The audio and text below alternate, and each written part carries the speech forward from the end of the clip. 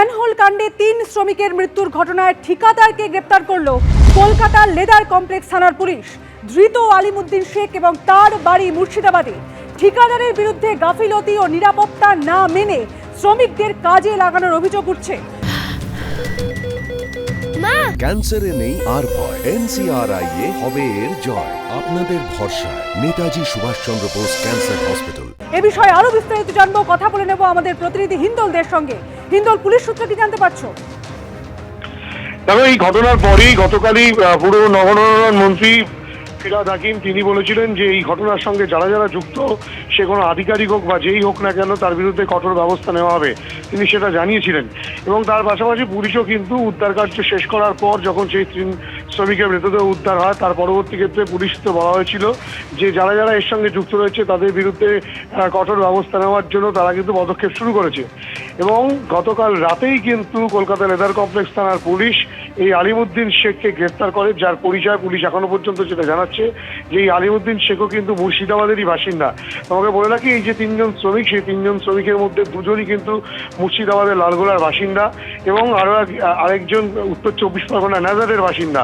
এই যে গোটা ঘটনা, সেই গোটা ঘটনায় কিন্তু মূলত এই যে ব্যক্তি আলিমুদ্দিন শেখ, তার বিরুদ্ধে কিন্তু গাফিলতির অভিযোগে মূলত গ্রেপ্তার করা হয়েছে তাকে।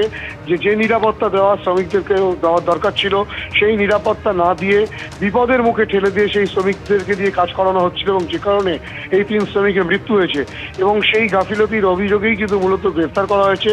এবং এর সঙ্গে আর কারা কারা যুক্ত রয়েছে, কার নির্দেশে এই ঠিকাদার তিনি এই ৩ জন শ্রমিককে নামতে বলেছিলেন, সেখানে সরকারি কোনো আধিকারিক রয়েছেন কিনা, সেই বিষয়গুলো কিন্তু খতিয়ে দেখা হচ্ছে। কেননা ফিরহাদ হাকিম স্পষ্টত বলেছেন যে শুধু ঠিকাদার নয়, এর সঙ্গে আর যারা যারা যুক্ত আছে, যেন কোনো বড় কোনো আধিকারিকও যদি থেকে থাকে তার বিরুদ্ধেও কিন্তু ব্যবস্থা নেওয়া হবে। পুলিশ কিন্তু এই ঠিকাদার আলিমুদ্দিন শেখকে জিজ্ঞাসাবাদ করে সেটাও জানার চেষ্টা করছে যে কার নির্দেশে তিনি এই ৩ শ্রমিককে কোনো রকম নিরাপত্তা না দিয়ে সেই হাইড্রোনের মধ্যে নামিয়েছিলেন, সেই বিষয়গুলো কিন্তু খতিয়ে দেখা হচ্ছে, তেমনটাই পুলিশ সূত্রে খবর। ধন্যবাদ হিন্দল।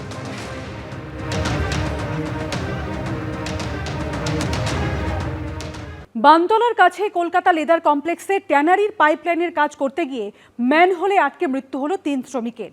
৩ জনই কেএমডি এর অস্থায়ী কর্মী। বিষাক্ত গ্যাসে মৃত্যু বলে প্রাথমিক অনুমান পুলিশের। জারি গাফিলতি হোক, ব্যবস্থা নেওয়া হবে, আশ্বাস দিয়েছেন পুরমন্ত্রী ও মেয়র ফিরহাদ হাকিম। সরস্বতী পুজোর দিন মর্মান্তিক ঘটনা। কলকাতা লেদার কমপ্লেক্সে ম্যানহোলে নেমে তলিয়ে গেলেন শ্রমিক। মৃত ফারজেম শেখ ও হাসিবুর শেখ মুর্শিদাবাদের লালগোলার বাসিন্দা। সুমন সর্দারের বাড়ি উত্তর ২৪ পরগনার ন্যাজাটে। ৩ জনই কেএমডি এর অস্থায়ী শ্রমিক। রবিবার সকাল ৯টা নাগাদ ট্যানারির পাইপলাইনের কাজে ১০ ফুট গভীর ম্যানহোলে নামেন ফারজেম। দীর্ঘক্ষণ সারা শব্দ না পেয়ে এরপর হাসিবুর শেখ ম্যানহোলে নামেন। দুজনের কেউই উঠছেন না দেখে শেষে ম্যানহোলে নামেন সুমন সর্দার। ৩ জনই তলিয়ে গেছেন বুঝতে পেরে কলকাতা লেদার কমপ্লেক্স থানায় খবর দেন অন্য শ্রমিকরা। উদ্ধার কাজে নামে দমকল ও কলকাতা পুলিশের বিপর্যয় মোকাবিলা বাহিনী। অক্সিজেন মাস্ক পরে ম্যানহোলে নামেন উদ্ধারকারী দল। নামানো হয় ডুবুরি। কলকাতা লেদার কমপ্লেক্স থানা এলাকায় ৩ জন শ্রমিক তলিয়ে গেলেন এই যে হাইড্রেন রয়েছে সেই হাইড্রেনের মধ্যে। কলকাতা লেদার কমপ্লেক্স থানার অন্তর্গত কলকাতা লেদার কমপ্লেক্স জোন 7, সেখানে কিন্তু এখনও পর্যন্ত উদ্ধার কাজ চলছে।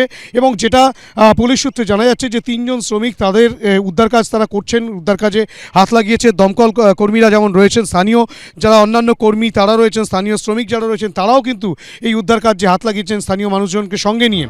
প্রায় 4 ঘন্টা পর 3 শ্রমিকের দেহ উদ্ধার হয়।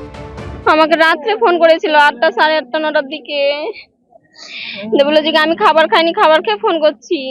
আর ফোন করেনি খো, আমি আর করিনি, আমার সঙ্গে আর কথা হয়নি খো। ফোন করলে বেটা, ফোন করে আমি কি করছিস রে বেটা, বললে কি মা বলে মেকারের দোকান। ওদিকেও ফোন করছিল, আমাকেও ফোন করছিল, দিয়ে আমাকে বললে কি মা তুমি এখন রাখো, আমি পরে ফোন করব।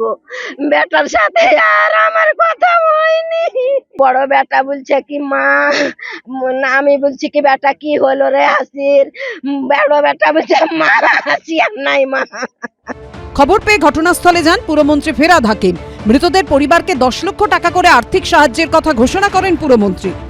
নতুন যে পাইপলাইনের কাজ যেটা শ্রমিকরা করছিল সেটা ড্রাই পাইপলাইনের কাজ, কিন্তু ম্যানহোলে যখন দিয়েছে এই যে ওপর থেকে ডিসচার্জ করে দিয়েছে রাস্তায়, তার মধ্যে ওটার ভেতরে ঢুকে গিয়ে কেমিক্যাল রিয়াকশন হয়ে কোনো একটা গ্যাস সেটা ওর ভেতরে ঢুকে গেছে।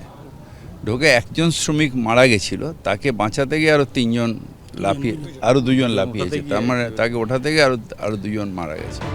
3 শ্রমিকের মৃত্যুর পর কলকাতা লেদার কমপ্লেক্সের নিকাশি ও পরিকাঠামো নিয়ে প্রশ্ন উঠেছে।